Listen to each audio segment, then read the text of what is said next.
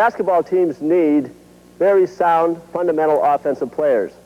After all, the name of the game is to put the ball through the hoop. Very good offensive players are not born. They start with the rest and finish in a different league.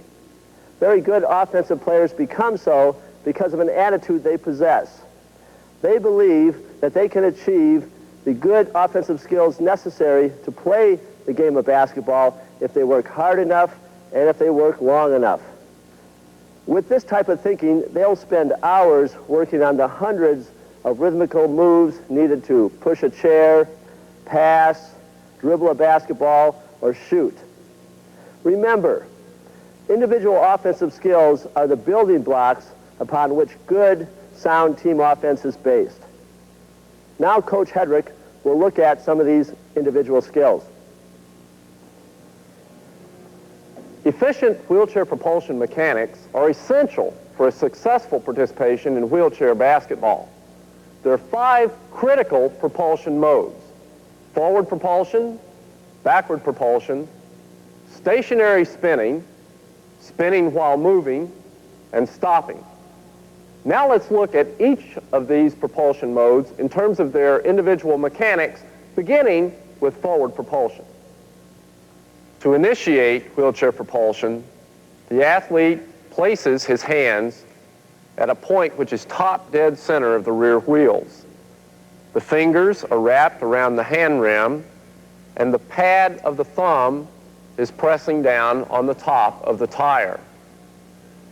The thumb is not wrapped over the tire, since on a reversal move, it could be jammed into the back post of the seat, causing an injury. The elbows, shoulders, and hands are all in alignment. This keeps the arm in a single plane, which is a more effective lever than when the elbows are extended outward. The shoulders are kept over the point of contact on the wheel throughout the propulsion cycle. This is done with trunk flexion. Additionally, the athlete attempts to keep his head upright to see the action on the floor at all times. Note also that the athlete attempts to push at least through 1/4 of the wheel circumference. Now let's watch this action at full speed.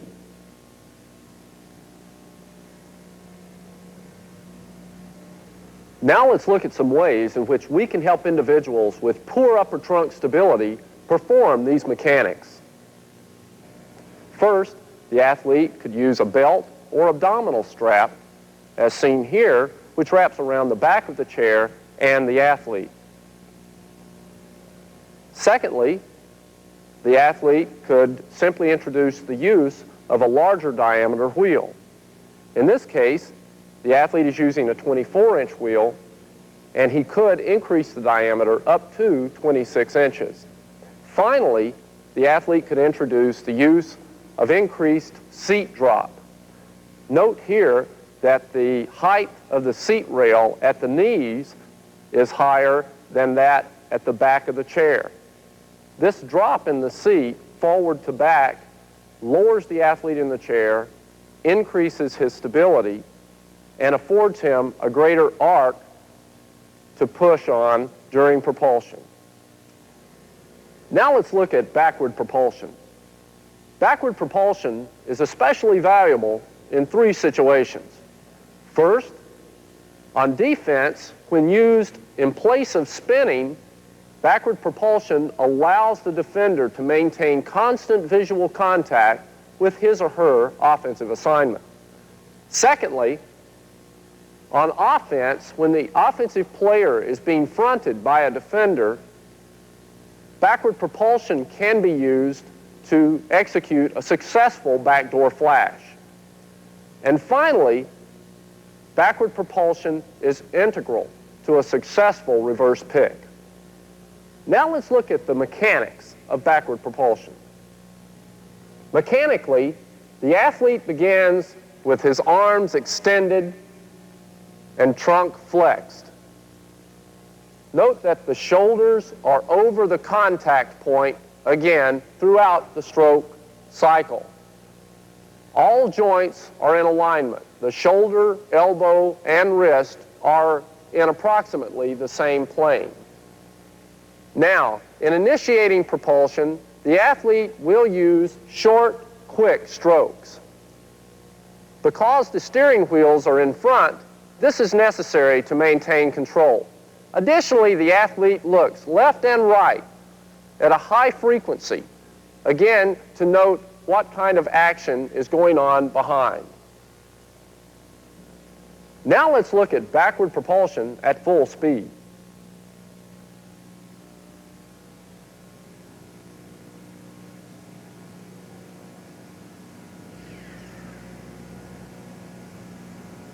Now let's examine the mechanics of the stationary spin. To perform a stationary spin, the athlete extends the arm downward on the side to which he intends to turn. His opposite hand is positioned at 12 o'clock atop the tire. The athlete then pulls with the extended arm while pushing forward and down with the opposite arm. He follows through with the pulling arm by extending at the elbow and pushing down once his hand passes the top of the tire. Now let's look at a stationary spin at full speed.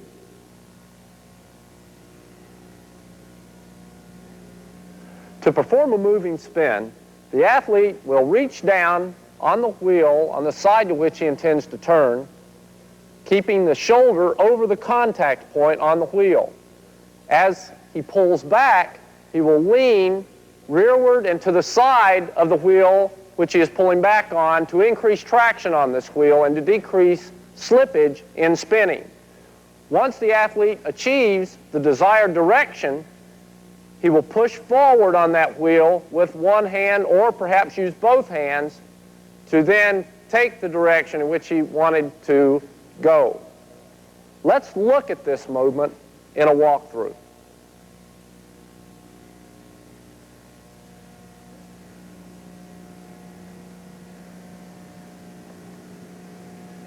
Now let's look at this movement at full speed.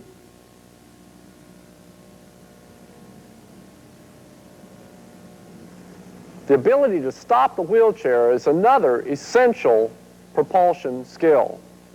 To stop the wheelchair, the athlete should reach forward with both arms as low as possible and pull back on both wheels concurrently.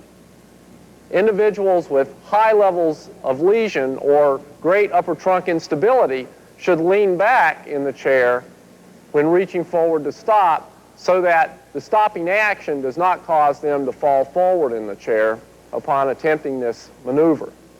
Now let's look at stopping in a walkthrough.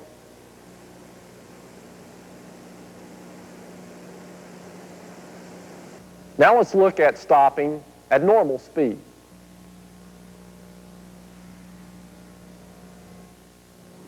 Dribbling is a unique skill in wheelchair basketball because the arms are used to provide impetus for movement and simultaneously are used to handle the basketball. Now in dribbling, the wheelchair athlete wants to maximize the time of which both hands are available to propel the chair. There are two techniques which can be used which allow this to occur. The first involves the use of the lap to carry the ball when dribbling and propelling the chair. And the second technique is concurrent in that the ball is being dribbled while the chair is being propelled. In describing the lap technique, it's important to realize that at no time should the athlete have to look at the ball when bouncing it. The eye should be tracking the floor, watching the game in progress, and dribbling should be, in fact, second nature. The bounce should occur to the side of the chair by the front caster with as little spin as possible, and then retrieved immediately to the lap for the next two pushes. Either hand should be used so that the ball can be bounced away from the defender. Also, the player must be aware of the location of defensive players because it is very susceptible to being stolen when placed in the lap. Now let's look at a full-speed example of this technique.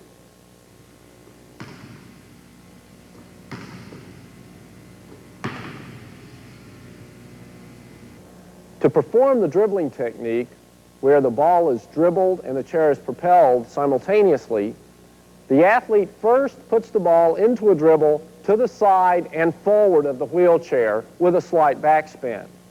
The ball is bounced far enough ahead of the athlete while moving to allow 2 pushes to be taken. Upon gaining possession of the dribble, he then puts it back into another dribble and can take 2 more pushes. When recovered, the ball should be recovered at a height no lower than the waist. Individuals with trunk instability may want to bounce the ball harder to get a higher bounce and allow recovery at a higher level. We advise that athletes, although they can put the ball farther forward and take more pushes, not do so, because that constitutes a great loss of control. An athlete who is only 2 pushes away from the ball is under much greater control of the ball. Now let's look at this dribbling technique at full speed.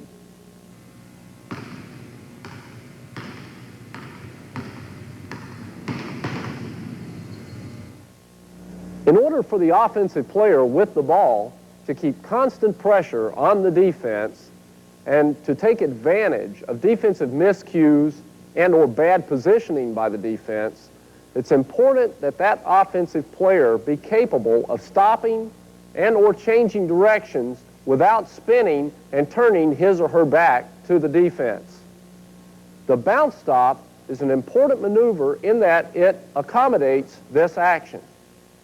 To execute a bounce stop, the athlete will put the ball into a dribble by the rear axle, reach forward with both hands, pull back on both wheels, and then extend the arm to catch the ball. Let's look at this maneuver at full speed.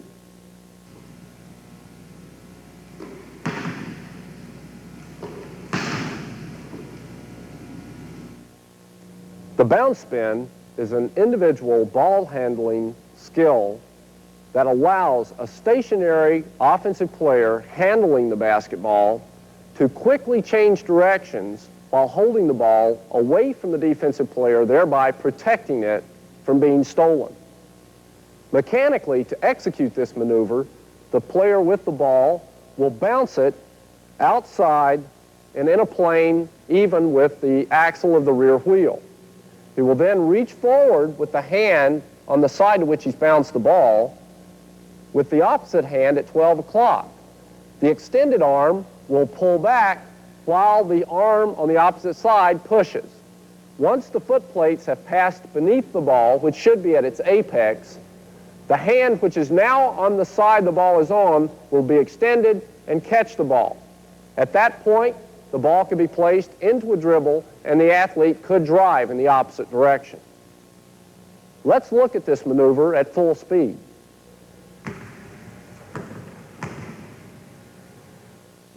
Now let's watch how this maneuver can be used effectively to evade an overplaying defensive player.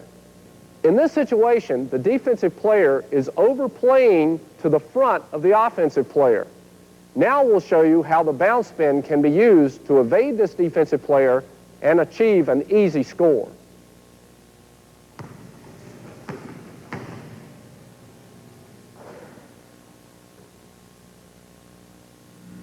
Passing, in addition to propulsion, shooting, court awareness, or that mental aspect of the game, is a critical factor in the development of any basketball player.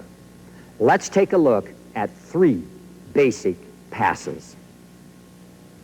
The first pass we'll consider is the 2-hand chest pass. Now note the player has the ball with the hands on either side of the ball. The fingers are relaxed but spread along the side of the ball with the thumbs running somewhere along the seam of the ball in about a 45-degree angle to the hands. But again, nice and relaxed. The pass itself is then executed with a bit of backward momentum toward the player. The arms and the elbows are in tight to the body without exaggerating, again in a relaxed position, then with full extension, and then with the release of the ball, the thumbs will rotate down toward the floor. This gives a backspin to the ball. This is important in throwing the bounce pass as well as helping soften the ball. So the pass would look like this, somewhat in a slow fashion. And now, a bit quicker. Notice the extension of the hands and the thumbs rotating down toward the floor. Now also notice her catching action. Her hands are relaxed, the fingers are spread. We teach the catching action along with all of our passing action. Notice the give as she catches the ball to soften the momentum of the ball. Thus it can be described that in catching, we somewhat reverse the passing action. Now, the second pass we will consider is the one-hand baseball pass. In the one-hand baseball pass, we stress that our players must learn this pass both dominant and non-dominant hand. In this particular instance, for instructional purposes, the player will demonstrate a left-handed baseball pass. Note the way she has the ball in the hand under control on the pads of the hand.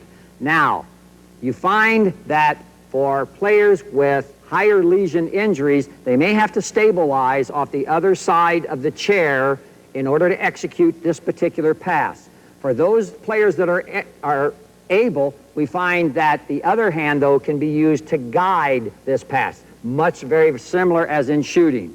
With the ball securely in the hand, on the pads of the hand, the ball is now reversed and brought to a position where it breaks the plane behind the ear. The distance that the ball is being thrown will dictate how far back and how much momentum then the ball must receive in order for the pass to be executed.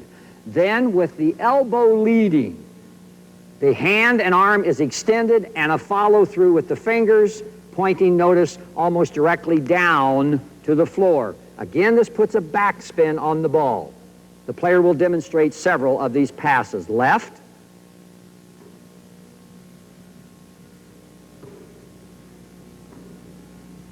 and then right-handed. Once again, notice the catching action. The hands are relaxed, the fingers are spread, there's a give to soften the ball's momentum. In other words, once more, there is a reverse pass action. The third pass that we introduce very quickly to our players is the hook pass. Once again, we stress skill development in the dominant as well as the non-dominant hand. In this case, once again, the player will be executing a hook pass with the non-dominant hand or the left hand. The ball is positioned out from the body with the arm extended but not in a stiff position. Again, depending on the length of the pass would determine how far the extension is in terms of down to the floor to add the impetus or momentum to the ball. Once again, notice the ball is securely in the palm of the hand, not out on the fingertips, not directly into the palm of the hand, but on the pads of the hand. Then, with an upward motion of the ball and in an extension pattern, the ball is brought up over the head, and then with the follow-through, notice the follow-through comes up and over where it almost touches the opposite ear or touches the opposite shoulder. The player will now demonstrate several of these passes.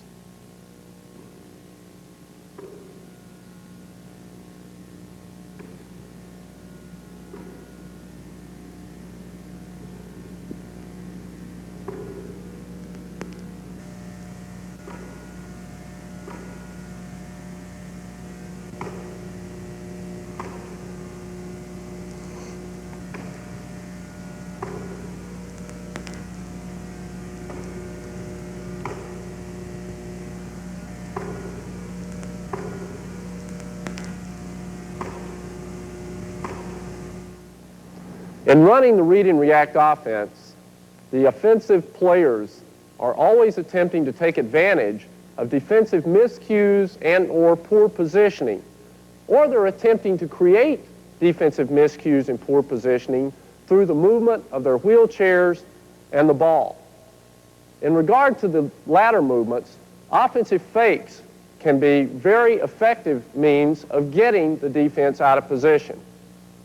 In executing a good offensive fake, the defender is moved out of position such that he or she cannot impede or prevent a specific offensive action such as a pick, a flash, a pass, a shot, or a post-up through the use of movements with the head, the eyes, the shoulders, the upper trunk, and the arms with minimal movement of the wheelchair. It must be remembered that every inch that the wheelchair moves away from the direction you intend to go is an inch you have to come back in order to go in that intended direction. We want to minimize that movement away from our intended direction in the execution of our offensive fakes. Now let's do a walkthrough of a wheelchair fake without the ball. In this situation, the offensive player in blue is going to use an offensive fake to the inside to misdirect the defensive player in gold and then drive to the outside. He will approach the defensive player and will use upper body movements and a slight chair movement to turn the defense. Once his back turns, the offensive player will redirect himself to the outside and drive around the defense. Now let's look at this offensive faking movement at normal speed.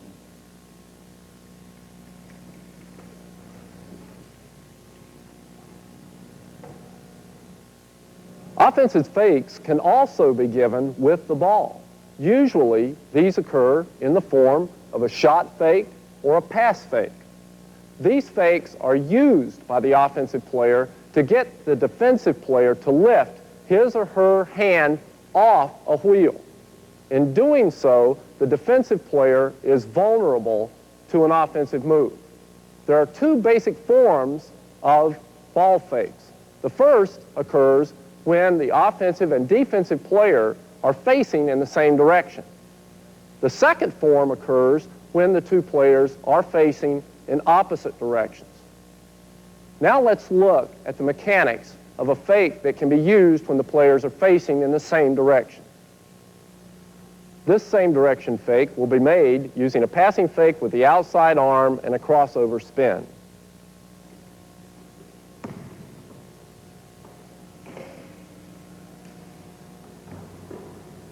Now let's look at a same direction fake where the offensive player uses the inside hand to give a shot fake and then reverses action.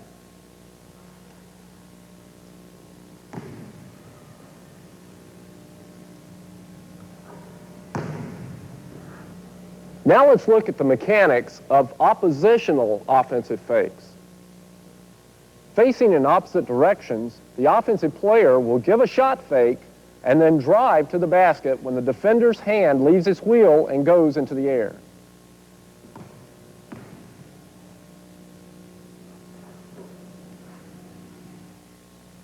Securing possession of a ball on the floor requires proper chair positioning and proper hand-arm technique.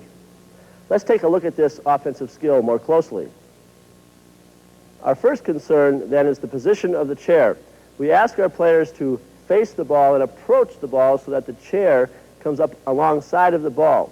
We don't want our players to front the ball.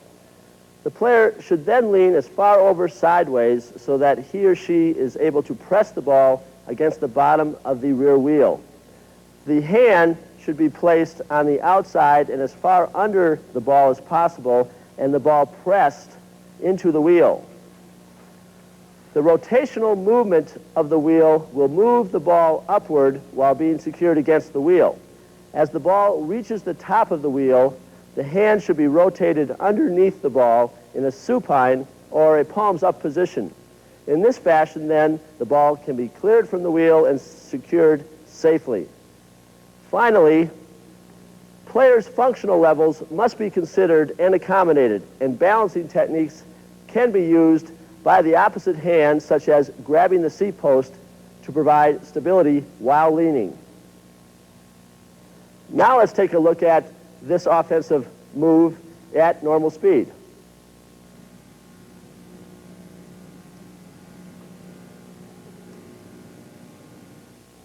Ball protection is essential to successful offensive execution. To protect the ball, players must be proficient in holding the ball, dribbling, and passing with both hands. This allows the offensive player to keep the ball away from the defense in performing those maneuvers. Also, to protect the ball, they should look to keep the ball out of their laps as much as possible. The ball in the lap is vulnerable to being swiped or stolen by a defensive player.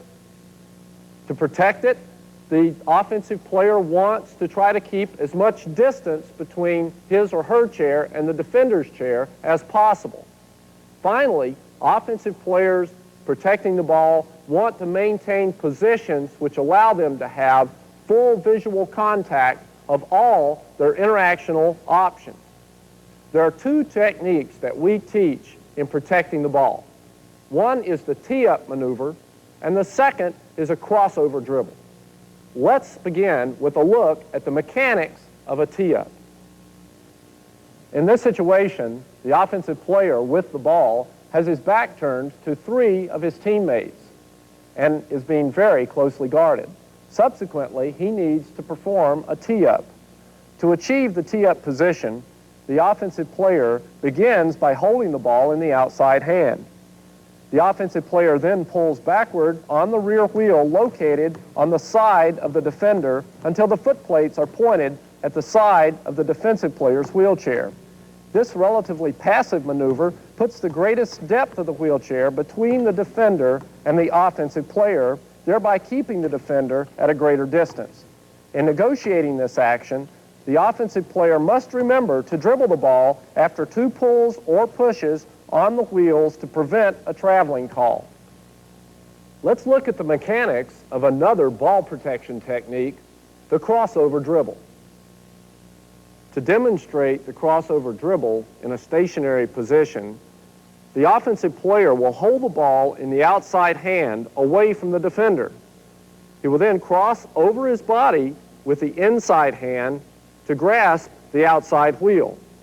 The player will then pull back slightly on the wheel for momentum in the spin. Let's now look at a crossover dribble at normal speed.